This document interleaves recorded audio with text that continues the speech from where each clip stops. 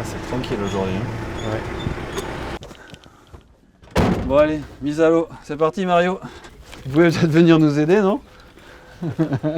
Bonjour, je m'appelle Vincent et je suis ingénieur de recherche à INRAE.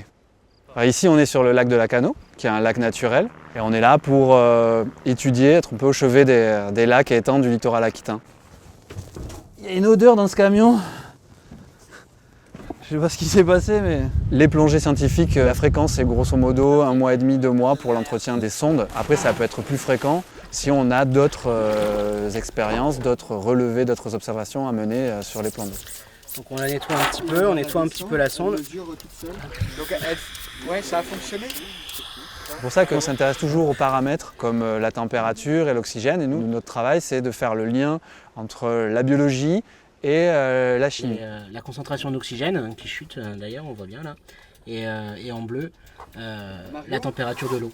On a une sonde en surface de mesure de l'oxygène et de la température et une sonde, la même sonde qui va être plutôt à proximité du fond. On peut faire aussi des carottages de sédiments pour connaître la qualité physique et chimique des sédiments. On peut aussi faire des suivis de plantes avec des relevés spécifiques sur certaines espèces. Il faut prendre Mario, ça va être quelque chose.